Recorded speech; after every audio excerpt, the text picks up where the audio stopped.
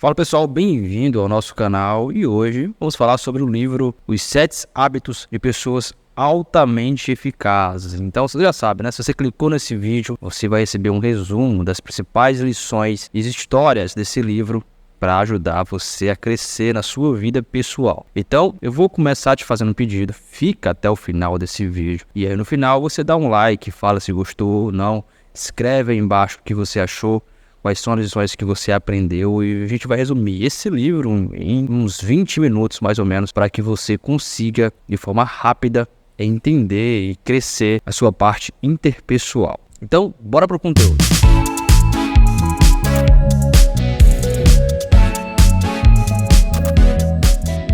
Você já se perguntou por que algumas pessoas são tão eficazes em tudo que elas fazem? Por que elas têm sucesso em tudo que elas executam? Por quê? Por que será? Quais são os segredos delas? E é por isso que nós vamos falar desse livro, Os 7 Hábitos de Pessoas Altamente Eficazes. E o primeiro hábito, a primeira lição é: seja proativo. E para falar sobre essa lição, o autor do livro fala sobre Viktor Frankl e a sua história do livro Em Busca de Sentido. Viktor Frankl foi um psiquiatra austríaco e neurologista que viveu uma das experiências mais traumáticas que um ser humano pode enfrentar. Ele foi prisioneiro em campos de concentração nazistas durante a Segunda Guerra Mundial. E durante esse tempo, ele perdeu sua esposa, seus pais e muitos outros amigos. E ele escreveu um livro, e em seu livro, o nome do livro é Em Busca de Sentido, Frankl não só descreve as horripilantes condições e tratamentos brutais que os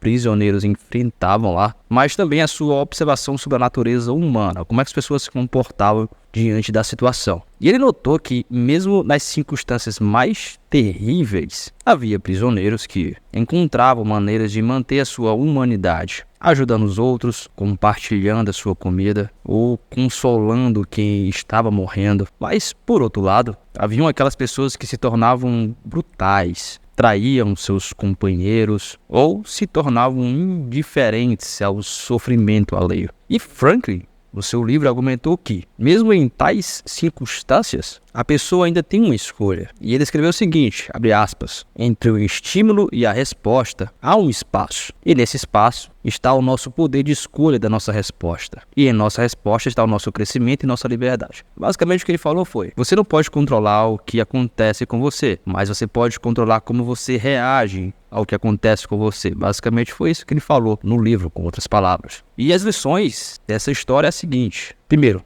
liberdade de escolha. Mesmo nas piores circunstâncias, temos a liberdade de escolher como respondemos às situações. Nós não podemos controlar tudo que nos acontece, mas podemos controlar como nós reagimos às situações. E a segunda lição dessa história é a busca por significado. E Frankl acreditava que a busca de sentido para a vida era a principal motivação de ser humano. Mesmo em campos de concentração, ele encontrou o propósito de ajudar os seus colegas prisioneiros e encontrou o significado da sua existência. E a terceira lição é resiliência humana. A capacidade humana de ter resiliência, de superar obstáculos é notável. E Frankl observou que aquelas pessoas que tinham um propósito, um significado para viver, eram mais resilientes. Afinal, eles tinham uma esperança, né?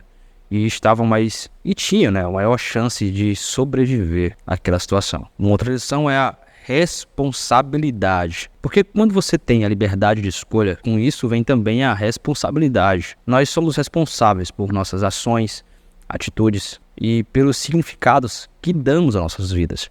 Agora vamos ao segundo hábito, o hábito número 2. Comece com um objetivo em mente. E para falar sobre isso, vamos contar uma história, que é a história da visualização do seu funeral. No livro, o autor pede aos leitores que fechem os olhos e imaginem indo num funeral de um ente querido. Mas aí quando você se aproxima do caixão, você percebe que quem está no caixão é você mesmo. Não é um ente querido seu, é você. É o seu próprio funeral. E um orador está próximo a falar sobre como foi sua vida, como você foi como pessoa para os seus entes queridos. E esse orador representa a sua família, seus amigos, seus colegas de trabalho e a sua comunidade. E aí vem a pergunta: enquanto você ouve, o que você gostaria que eles dissessem sobre você? Sobre como você viveu sua vida, ou as relações que você cultivou, as contribuições que você fez para o mundo, quais foram os princípios pelos quais você se guiou, se você foi uma pessoa boa, se teve boa índole, se você ajudou as pessoas. Esse exercício não é uma meditação mórbida,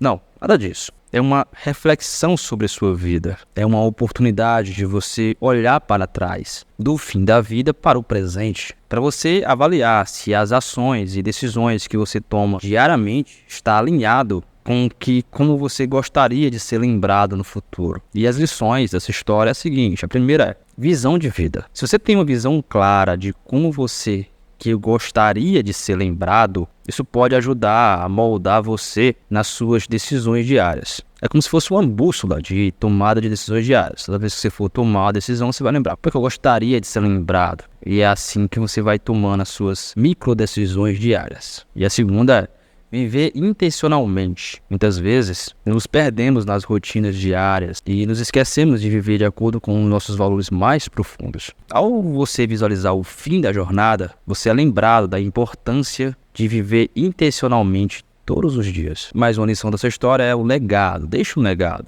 A vida não é só sobre o que conseguimos para nós mesmos, mas sobre o impacto e a diferença que fazemos nas vidas das outras pessoas. Muitas vezes o que deixamos para trás significa muito mais do que o que possuímos. Uma outra lição dessa história é alinhamento de valores. Quando você reflete sobre o que você quer que as pessoas falem sobre você lá no futuro, você é desafiado a questionar as suas ações diárias. E aí você verifica se ela está alinhada com o que você quer ser lembrado. E isso pode levar você a reavaliar e ajustar suas prioridades. Por exemplo, se você é uma pessoa que foca muito no trabalho, esquece da família, mas se você olha para a sua vida lá no final e vê como você quer ser lembrado, se para você é importante a família, porém hoje você não dá a atenção devida a ela, na hora que você pensar nisso, na hora que você fizer essa reflexão, você vai entender: realmente eu preciso dar mais atenção à minha família. E você escolhe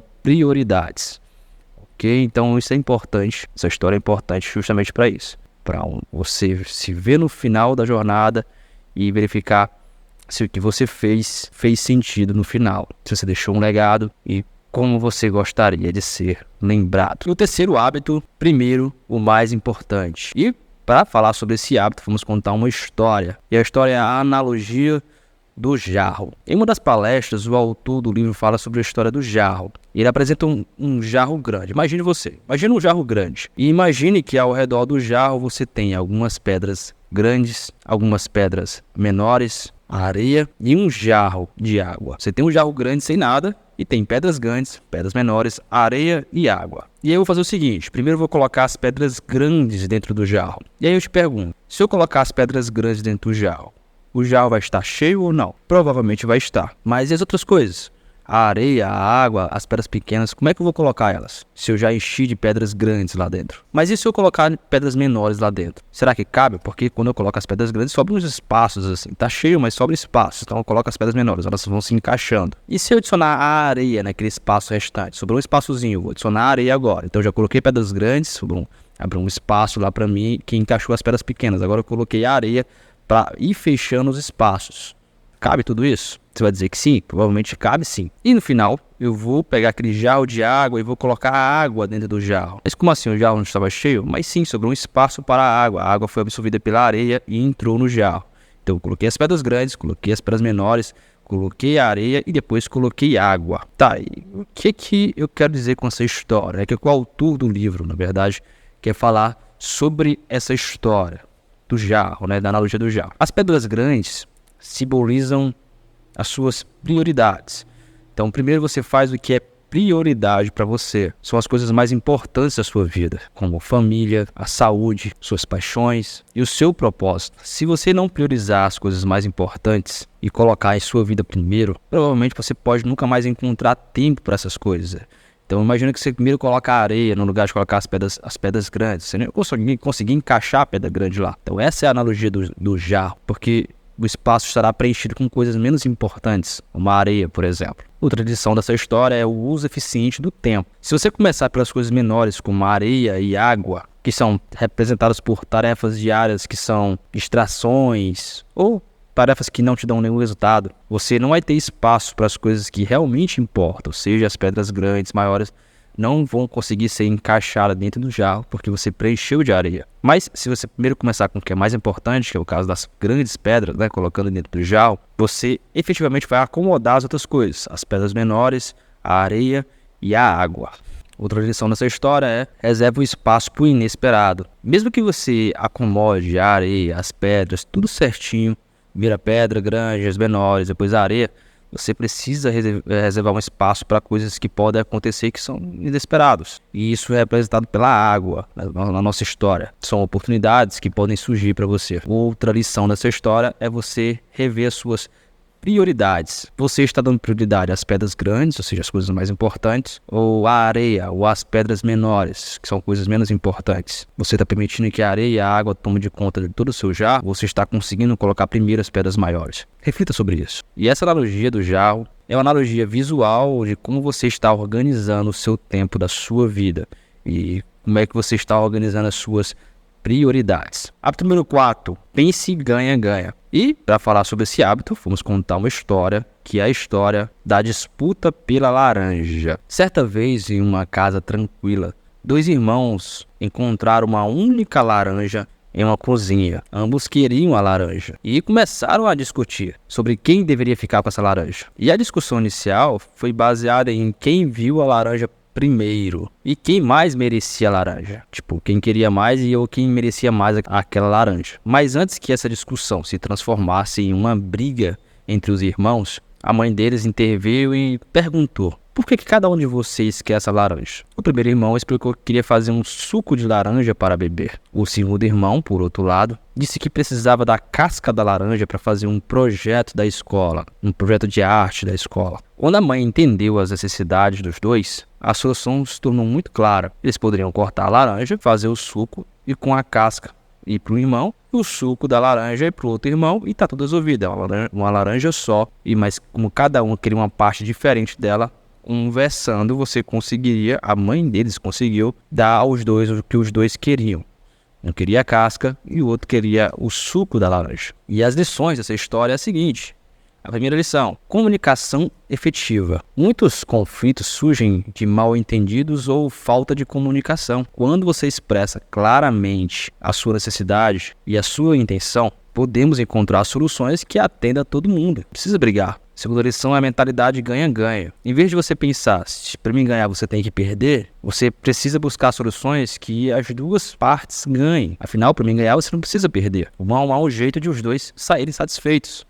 Vamos fazer um acordo aqui. Isso não só evita o conflito, mas fortalece os relacionamentos. Outra lição é a empatia e compreensão. Antes de você reagir e tomar uma decisão, primeiro tente entender a perspectiva de outra pessoa, da outra pessoa. Porque isso pode te revelar situações que não eram aparentes, né? Você não tinha medido.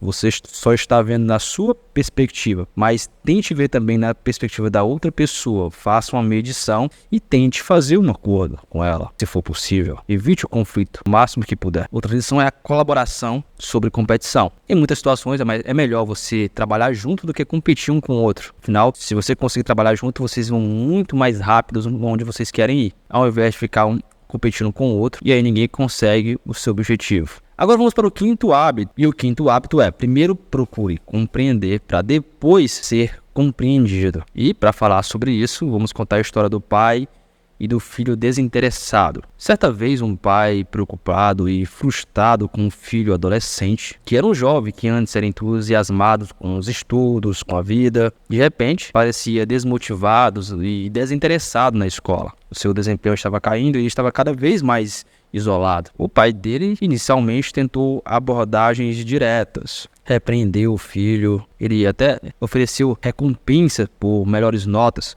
se o filho conseguisse, tentou motivar o filho com discursos inspiradores sobre a importância da educação. No entanto, nada parecia funcionar. e o abismo de comunicação entre eles só crescia. Então, como o pai resolveria isso? Um dia o pai, em vez de tentar impor a sua perspectiva sobre a vida para o filho, ele simplesmente parou, sentou e resolveu escutar o filho sobre a perspectiva do filho. Você tem que lembrar que você já teve 15 anos, mas o seu filho não teve 40 ainda. Então você não pode julgar seu filho pela perspectiva sua de vida, e sim pela dele. Você desce ao nível e escuta ele pela sua perspectiva. Assim você consegue uma comunicação assertiva. E aí o pai resolveu escutá-lo sem julgamentos, sem interrupções, apenas ouvir o filho. E aí foi então que o filho finalmente se abriu. Ele compartilhou as suas lutas na escola, a pressão dos colegas, o sentimento que ele tinha de inadequação e outras preocupações pessoais que o filho tinha, que o pai dele não tinha ideia. E aí quando ele parou para escutar o que estava acontecendo na vida do filho, aí sim o pai pôde oferecer um apoio genuíno para o filho. Afinal, agora ele sabia o que se passava na cabeça dele. E o mais importante ainda, o filho dele conseguiu se sentir compreendido e validado. E a primeira lição dessa história é: você precisa ouvir atentamente, ouvir ativamente. Essa é a chave. Muitas vezes, você está tão focado em transmitir a sua mensagem ou solucionar um problema que você esquece de realmente ouvir. Ouvir ativamente, não é só ouvir, é ouvir ativamente. E isso significa estar totalmente presente e absorver o que a outra pessoa está dizendo, compreendê-la, né? Sem você formular respostas ou julgamentos enquanto ela fala. Não julgue, apenas escute. Uma coisa que pode ser pequena para você pode ser um grande problema para outra pessoa e vice-versa. Então você não pode julgar sem primeiro avaliar a perspectiva da outra pessoa. Outra lição dessa história é a empatia. Quando você tenta verdadeiramente compreender a perspectiva e sentimentos da outra pessoa, você consegue ter uma comunicação mais eficaz. Você não precisa concordar com o que a outra pessoa está dizendo. Não, nada disso. Você só precisa reconhecer e validar o que a pessoa está sentindo. Outra lição é a relação antes da solução. Antes de você tentar resolver um problema ou um conflito, primeiro estabeleça uma relação de confiança. Quando as pessoas se sentem ouvidas e compreendidas, elas são mais abertas às soluções que você possa colocar para elas e compromissos que você possa combinar com elas. Outra lição é a reciprocidade na comunicação. Quando você demonstra vontade de ouvir e compreender outra pessoa, muitas vezes a outra pessoa também vai fazer a mesma coisa, ela vai te escutar também. É a reciprocidade, é o retorno. E isso abre portas para você ter uma comunicação mais honesta e mais aberta. Isso serve também para qualquer tipo de relacionamento que você tenha também. E agora vamos para o sexto hábito. O sexto hábito é: crie uma sinergia. E para ensinar esse sexto hábito, vamos contar uma história. A história do autor do livro e a sua experiência com o seu filho. Vamos contar ela como se fosse em primeira pessoa, para você entender. Certa vez um filho estava enfrentando dificuldades em um projeto escolar. Em vez de ele ser um estudante entusiasmado como antes, ele estava desanimado e relutante em abordar o projeto. O pai, percebendo a luta do filho, decidiu intervir. Mas não daquela maneira tradicional. Não, que geralmente o pai dá conselhos e assume o controle, não é? Em vez disso, o pai se aproximou do seu filho com a mentalidade colaborativa. Eles se sentaram juntos, decidiram um projeto, compartilharam ideias e trabalharam juntos na execução. Ambos trouxeram seus pontos fortes para a mesa. O filho com a sua perspectiva jovem, infantil, e criativa. E o pai com as suas habilidades em resolver problemas. E o resultado final foi um projeto que não só atendeu os critérios escolares, mas que também fortaleceu a relação entre pai e filho. E as lições dessa história são as seguintes. Primeiro, o poder da colaboração. Quando duas ou mais pessoas se unem, trazendo as suas habilidades e perspectivas únicas, os resultados podem ser surpreendentes. A colaboração permite que as partes envolvidas alcance soluções e resultados que não seriam possíveis individualmente. Outra lição dessa história é: valorize as diferentes perspectivas. Ou seja, cada pessoa traz uma perspectiva única para a mesa, baseada em suas experiências, conhecimentos e habilidades. Quando você valoriza e integra essas perspectivas, você cria soluções mais holísticas e inovadoras. Outra lição é o aprendizado mútuo. Colaboração não é só sobre alcançar um objetivo comum, mas também sobre como aprender com os outros. Outra lição é relacionamento e confiança. Trabalhar juntos em um projeto ou desafio pode fortalecer o relacionamento entre as partes envolvidas. E a confiança, ela é construída quando as pessoas veem que elas podem contar umas com as outras para alcançar um objetivo. E agora o 7º e último hábito: afine o instrumento. E para falar sobre esse hábito, vamos contar a história chamada Afine a Serra. Vamos lá. Certa vez um lenhador estava trabalhando arduamente para derrubar uma árvore. O homem que passava por perto observou o lenhador, que estava exausto e que a sua serra estava ficando cega, ou seja, a serra do lenhador estava ficando cega de tanto ele bater lá e nada da árvore cair, e que estava tornando o trabalho muito mais demorado e muito mais difícil, levando a muito mais esforço. Esse homem que passava por perto perguntou ao lenhador: escuta, por que você não para um pouquinho, afina essa serra, amola a serra e depois volta e corta a árvore? Porque você conseguiria cortar muito mais rápido, seria muito mais eficiente. E o lenhador responde: olha, eu estou muito ocupado aqui tentando derrubar essa árvore e não tenho tempo para fazer isso que você está me dizendo. Não tenho tempo para amolar a serra.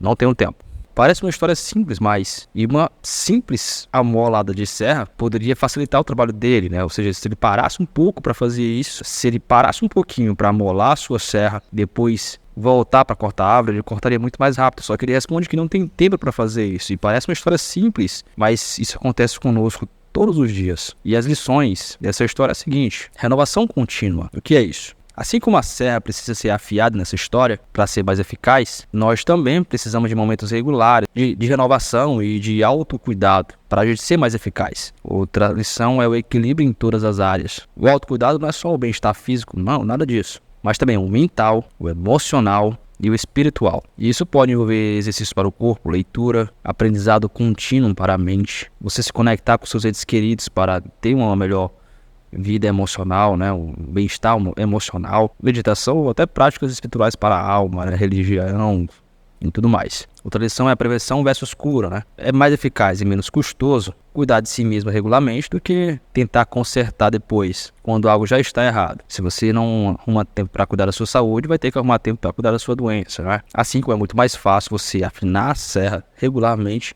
do que tentar serrar com a lâmina. Bom, então é isso, pessoal. E se você gostou do vídeo, já vai curtindo aí. Se você aprendeu alguma lição nova sobre esse livro, Os 7 Hábitos de Pessoas Eficazes, e se você sentiu que essas histórias ressoaram em você, imagine você continuar essa jornada de crescimento pessoal com a gente. Então se inscreve no nosso canal para mais conteúdo de autoconhecimento. E quando você se inscreve no canal, você não apenas está clicando em um botão, você está tomando uma decisão consciente de investir em você mesmo e em seu futuro. Então junte essa comunidade de pessoas que buscam conhecimento. Aqui a gente compartilha histórias, insights, tudo focado em conhecimento e pode ser um difusor de águas para você na sua vida. Então clica, se inscreve no nosso canal, curte, compartilha com a sua ideia, com quem você quer que cresça junto com você, ok? Então, muito obrigado e até o próximo vídeo. Valeu, comandantes!